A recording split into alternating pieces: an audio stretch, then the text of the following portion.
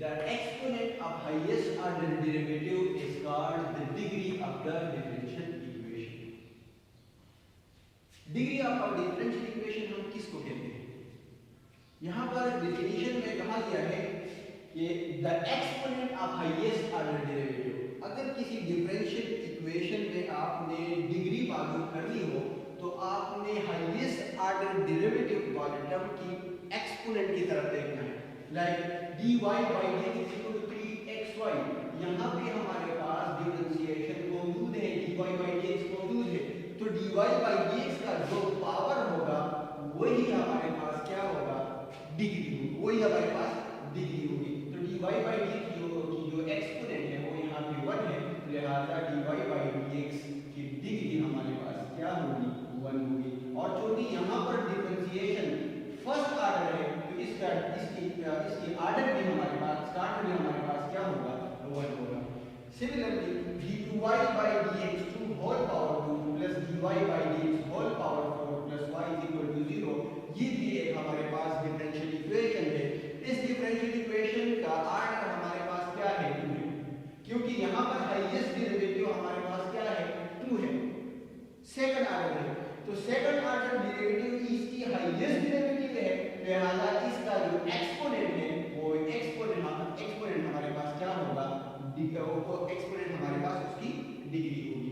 Similarly 6x² d2y by dx2 plus sin x dy by dx is equal to 0, ये हमारे पास एक differential equation है. इस differential equation का ऑर्डर हमारे पास 2 है, लेकिन इसकी डिग्री हमारे पास नहीं है. क्यों?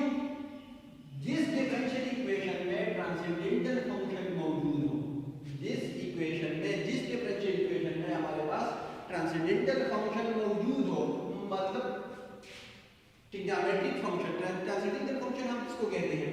ट्रांसेंडेंटल फंक्शन वो फंक्शन है जिसमें ट्रिग्नोमेट्रिक फंक्शंस भी आते हैं, exponential function, logarithmic function, hyperbolic function.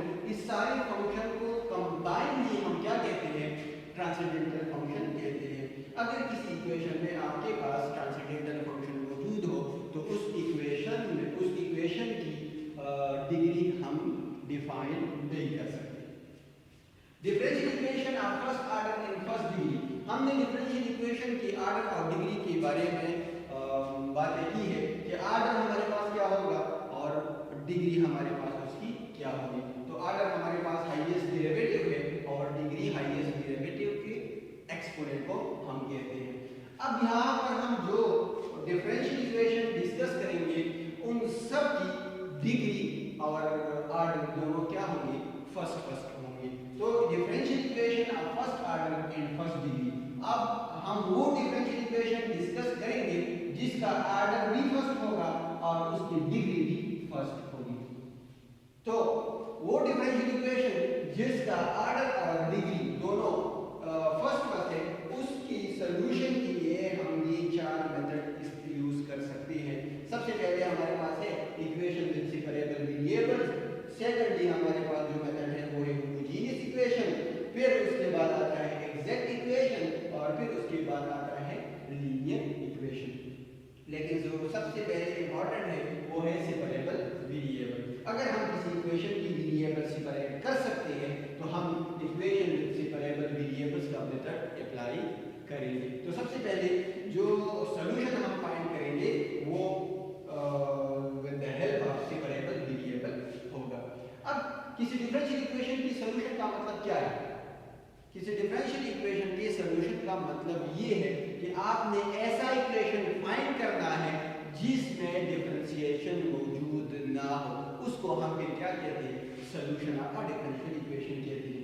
यहाँ पर अगर हम देखें तो ये हमारे पास एक डिफरेंशियल इक्वेशन है क्योंकि यहाँ पर हमारे पास डिफरेंशिएशन मौजूद है और इसका जो हमने सॉल्यूशन फाइंड किया हुआ है वो है tangent inverse y is equal to x² + c. अब इस सॉल्यूशन में हमारे पास डिफरेंशिएशन नहीं है तो solution of a differential equation क्या है? Solution of a differential equation का मतलब क्या होगा? तो सॉल्यूशन ऑफ डिफरेंशियल इक्वेशन का मतलब ये है कि ऐसा कोई इक्वेशन फाइंड कर लो, ऐसा कोई इक्वेशन डिराइव कर लो जो फ्री ऑफ डिफरेंशिएशन हो. और ये इक्वेशन हमारे पास क्या है? फ्री ऑफ डिफरेंशिएशन है. अब अगर हम किसी डिफरेंशियल इक्वेशन की सॉल्यूशन फाइंड करते हैं तो मैंने कहा कि ये चार मेथड हम यूज करेंगे कौन से डिफरेंशियल इक्वेशन के लिए जिसका ऑर्डर और डिग्री दोनों क्या हो फर्स्ट। तो सबसे पहले हम डिस्कस करेंगे सेपरेबल वेरिएबल कि किसी डिफरेंशियल इक्वेशन में हम वेरिएबल को किस तरह सेपरेट करते हैं। सेपरेबल वेरिएबल का मतलब ये है कि आपने इक्वेशन में जो वेरिएबल्स यूज हो रहे हैं उन वेरिएबल्स को एक दूसरे से अलग कर दो, एक दूसरे से सेपरेट कर दो। तो डिफरेंशियल इक्वेशन में दो किस्म के वेरिएबल यूज होते हैं, जैसा मैंने आपको पिछले लेक्चर में कहा था कि एक हमारे पास इंडिपेंडेंट वेरिएबल है और दूसरा हमारे पास डिपेंडेंट वेरिएबल है। तो इंडिपेंडेंट को डिपेंडेंट से और डिपेंडेंट को इंडिपेंडेंट से अलग करना, इसको हम क्या कहते हैं, सेपरेबल वेरिएबल्स कहते हैं।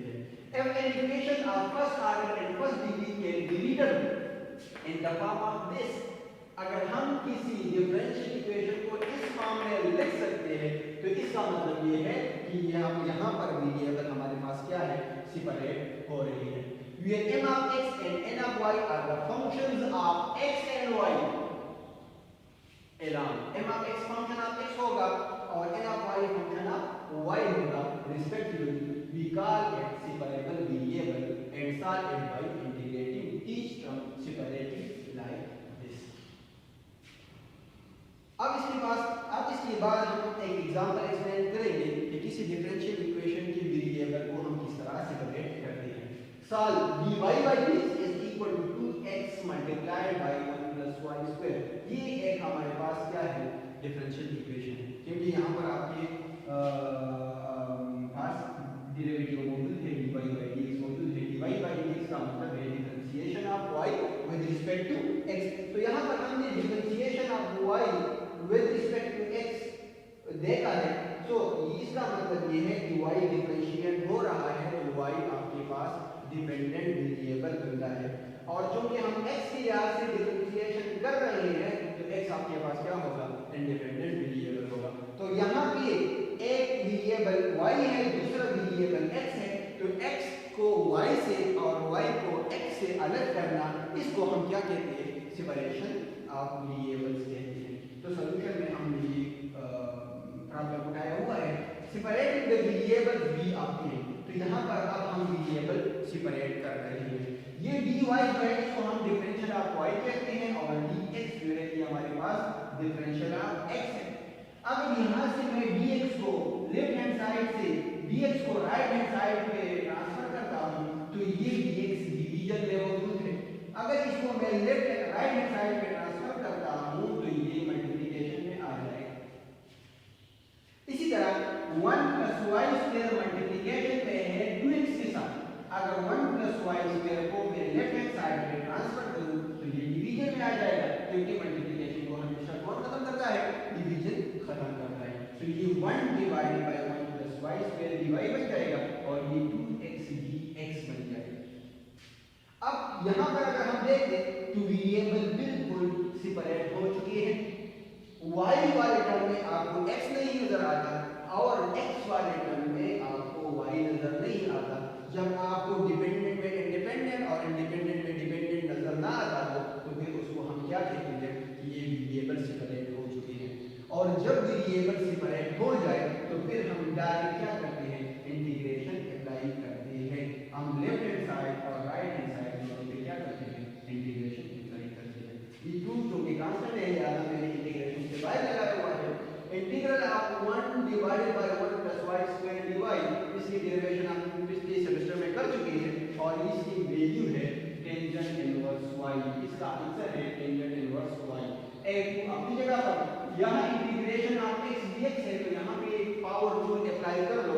अगर x पर पावर नहीं है तो यहाँ पर पावर क्या होगा, 1 होगा। और पावर रूल, इंटीग्रेशन का पावर रूल क्या है, हम पावर को 1 यूनिट इंक्रीज करते हैं और हासिल पावर को फंक्शन को हासिल पावर पे डिवाइड करते हैं, और इसी हमारे पास क्या है, आर्बिट्रेरी कांस्टेंट या कांस्टेंट ऑफ इंटीग्रेशन होगा। तो जब हम 2 के साथ कैंसिल करते हैं तो हमारे पास क्या आ जाता है, tangent inverse y x square plus c। तो ये हमारा जो सबसे पहला मेथड था सेपरेशन वेरिएबल। तो जब हमारे पास वेरिएबल सेपरेट होते हैं तो हम वेरिएबल सेपरेट करते हैं और फिर डायरेक्ट इंटीग्रेशन से हम solution of differential equation apply करते हैं। अगर किसी डिफरेंशियल इक्वेशन की वेरिएबल सेपरेट ना होते हो तो उसके लिए हमारे पास और भी मेथड मौजूद है, हम स्टेप बाय स्टेप एक एक मेथड को एक्सप्लेन करेंगे। Thank you.